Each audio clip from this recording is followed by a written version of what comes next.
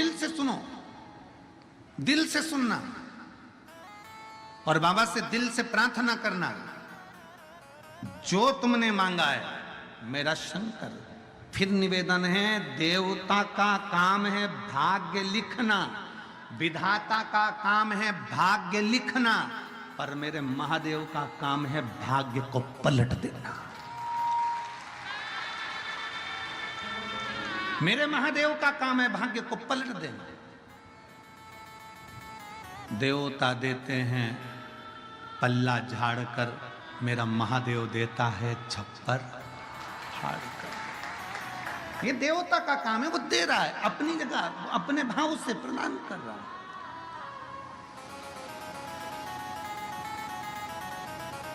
आप जितने विश्वास के साथ, जितने भरोसे के साथ कथा का तत्व ग्रहण करोगे, उतना उतना शिव देगा। रांति देव की कथा कर रही है एक बनिया जिसका नाम रांति देव है, जो स्वयं अपनी धर्मपत्नी और अपने पुत्र के साथ में काशी नगरी में निवास करता है। माँ गंगा जी का स्नान करता है, गंगा का स्नान कर कर एक बेलपत्र महादेव को समर्पित करता है, भगवान शंकर को समर्पित करता है, बड़ी भक्ति में लगा है।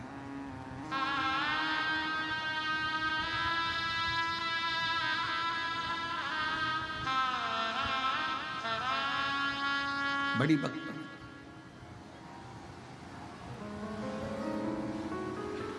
घर में कुछ भी नहीं,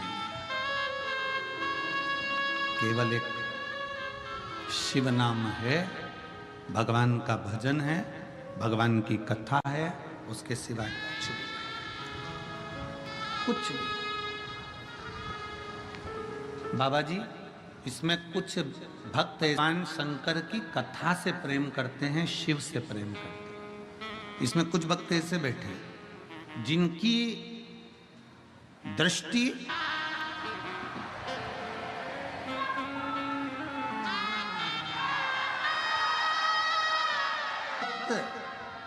भगवान शंकर के अविरल भक्त,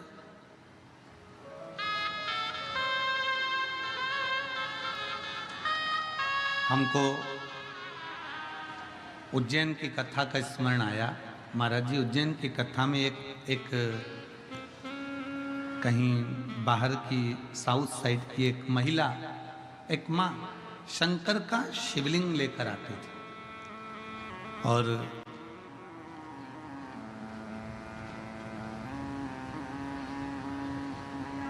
वो शिवलिंग लेकर आई और अपना जगह उसका छूटा नहीं, वो एक जगह पर बैठी रही, उसको कहीं जाना आना, क्योंकि वो चली जाती तो उसकी जगह चली जाती, तो वो कहीं गई नहीं। अब वो शिवलिंग साथ में, बहुत जब कथा विराम की ओर आ गई, 7वां दिन था, तब 7वें दिन उस माँ से हमारा मिलना हुआ आखिरी।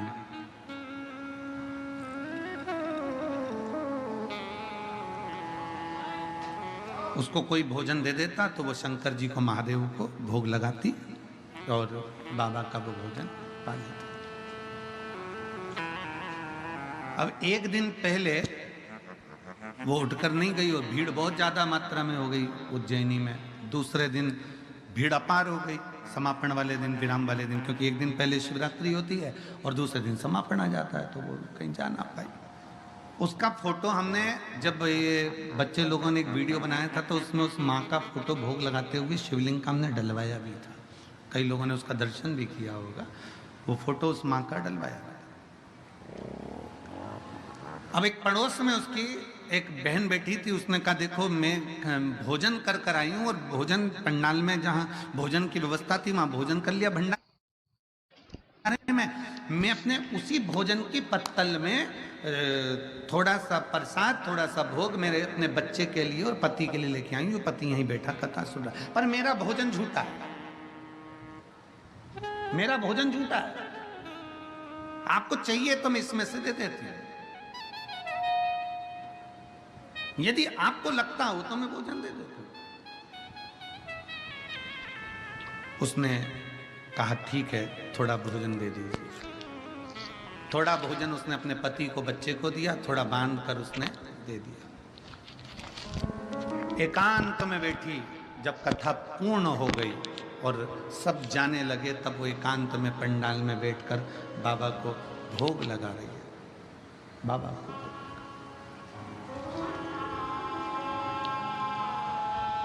प्रेम से भोग लगा रही।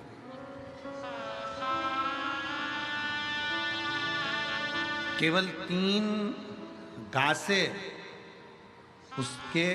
उसने बाबा को दिए होंगे और इतनी देर में कोई 4 व्हीलर गाड़ी निकल कर जा रही थी। उसने अपनी गाड़ी रोकी और एक इतना बड़ा डब्बा जिसमें 56 भोग के लड्डू रखे हुए थे अलग अलग डिजाइन के, वो डब्बा पूरा की पूरा उस गाड़ी में से निकल कर एक बहन ने उसके सामने खोल कर रखा और गाड़ी में बैठकर चली गई कि माँ ये भोजन आप पा लेना, आप पा लेना। विश्वास। शिव महापुराण की कथा कहती है शंकर तुमसे दूर नहीं है। शंकर तुम्हारे हृदय में अगर बसा हुआ है तो शिव को अगर तुम तुम्हारा पिता मानती हो, शिव को तुम्हारा दादा मानती हो, शंकर को अपना रिश्तेदार मानती हो, तो एक बात याद रखना कि शंकर तुम जैसे हो वैसे शिव को मानो।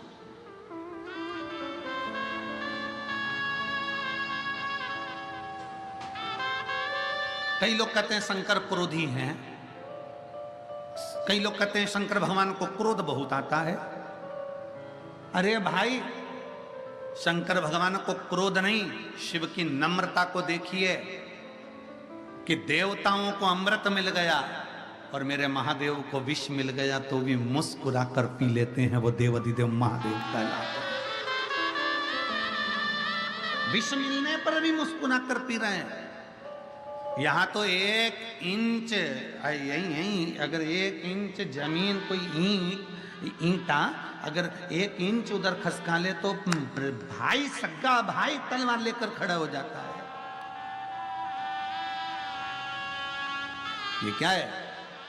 तुमने जमीन इधर खसका ली, ये क्या है? चलो उधर खसको, ये हमारी जमीन है, ये हमारी जगह है।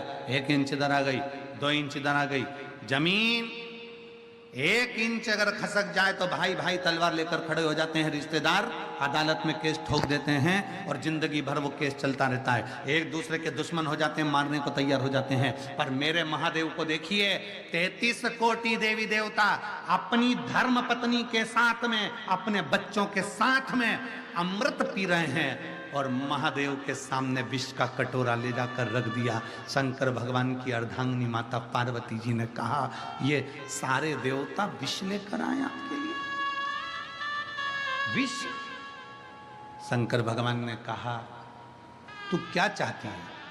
पार्वती जी कहती हैं, जब सबको अमृत मिला तो तुम्हें अमृत मिलना चाहिए। शंकर भगवान कहते हैं, नहीं पार्वती, ये विष मुझे मिल रहा है, पर इस विष को पीने का बल मुझे कोई दूसरा नहीं देगा। मेरी शक्ति मुझे बल देगी, मेरी पार्वती मुझे बल देगी।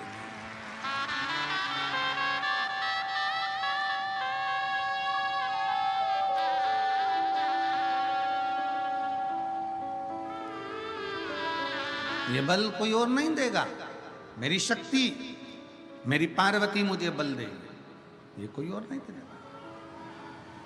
शिव महापुराण की कथा दिखा देती है कि घर में रहने वाली धर्म पत्नी अपने पति को बल देती है। 1 इंच जगह ना ले ली ना तुम्हारे भाई ने, चिंता मत करो। और एक पत्नी वो होती है, अगर पार्वती जी चाहती तो कह देती कि पूरा अमृत तुम पियो, मचा दो तांडव।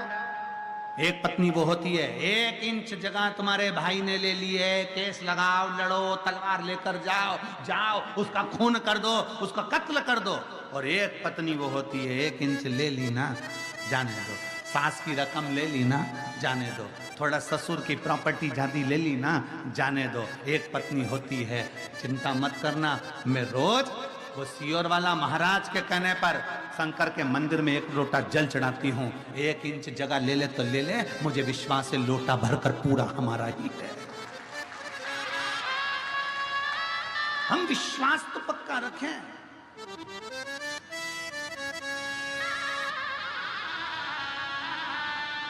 हमारा भरोसा तो पक्का रखें। हम हमारा विश्वास पक्का नहीं रख पाते। 1 इंच जगह ले ली, तलवार लेकर खड़े हो गए। 1 इंच जगह ले ली, हम ऐसा कर लेंगे, हम मार देंगे, हम कूट देंगे, हम ये कर देंगे, थाने जाएंगे, ये जाएंगे, वो जाएंगे। ना ना, आपका भरोसा पक्का होना चाहिए, आपका विश्वास पक्का होना चाहिए, शंकर के प्रति दृढ़ता पक्की होना चाहिए। एक लोटा जल अगर आप देवाधिदेव महादेव को चढ़ा रहे हो तो ये विश्वास पक्का रखना कि 1 इंच जगह गई है ना, वो 1 इंच के बल पर कितना दे देगा वो शंकर खुद ही जान सकता है। चली गई।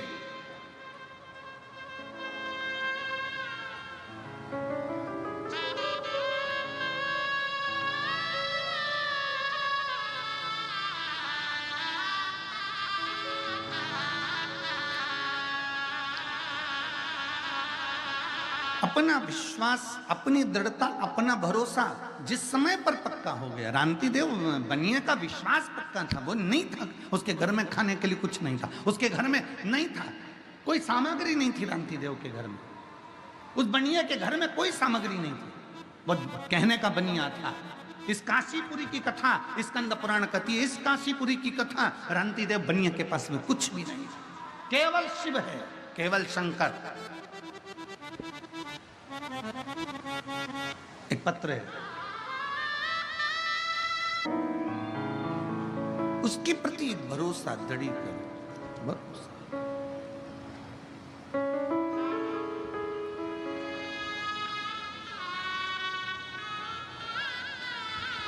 और जब विश्वास दृढ़ होगा तो क्यों ना शिव मिले, क्यों ना।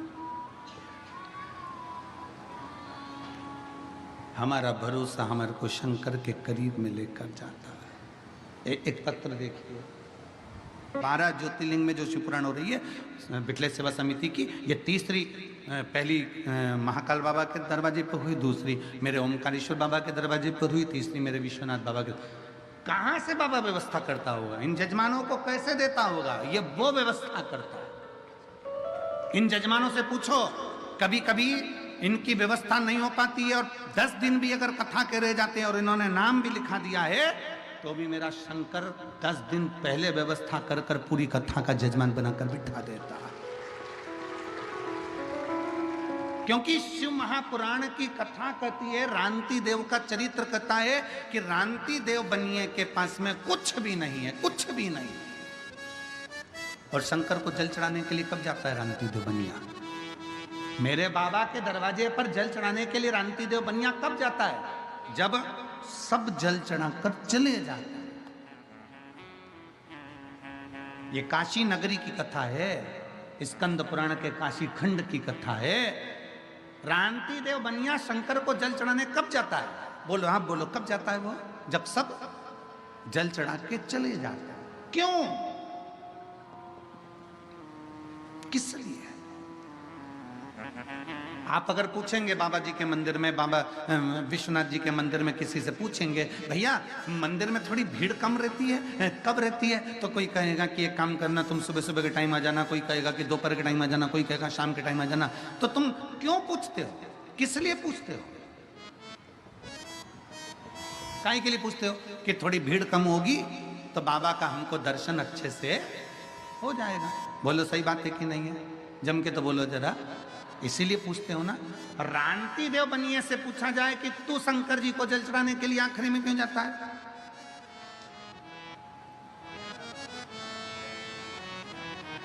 रांति देव बनिए से पूछा जाए कि शिव जी को जल चढ़ाने के लिए तू सब चले जाते हैं तब क्यों जाता है? जब सब चले गए तब रांति देव बनिए के पास, रांति देव बनिया तब शिव के पास जा रहा है।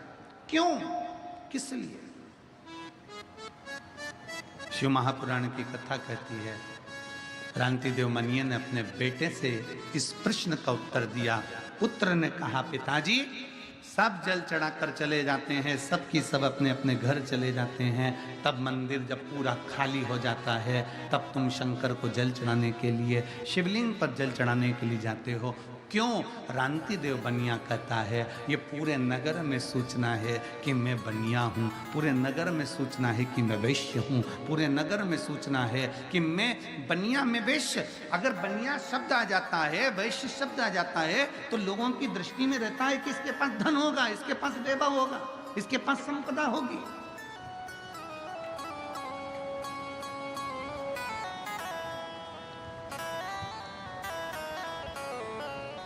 पर मेरे पास में कुछ भी नहीं है।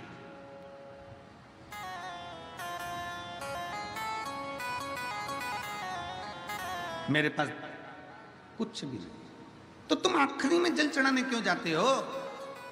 तब रांति देव बनिए ने अपने बेटे से कहा कि कोई मुझे जल चढ़ाता हुआ ना देखे। जल चढ़ाता ना देखे? क्यों? क्योंकि अगर गांव के लोग मुझे देखेंगे, मैंने कभी जिंदगी में एक बार भी मेरे महादेव को दूध नहीं चढ़ाया, मैंने कभी अपने महादेव को दही नहीं चढ़ाया, मैंने कभी अपने महादेव को शक्कर, कभी शहद, कभी घी नहीं चढ़ाया, क्योंकि मेरे पास है ही नहीं। कोई मुझे देखे ना।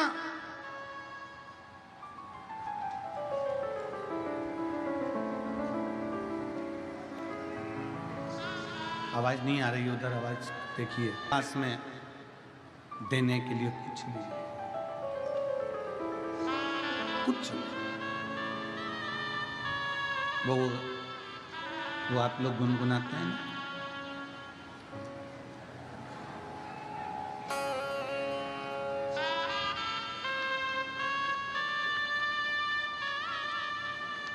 एक लाइन आप लोग गुनगुनाते हैं।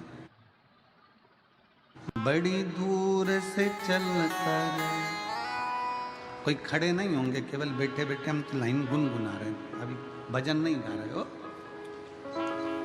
बड़ी दूर से चल कर आया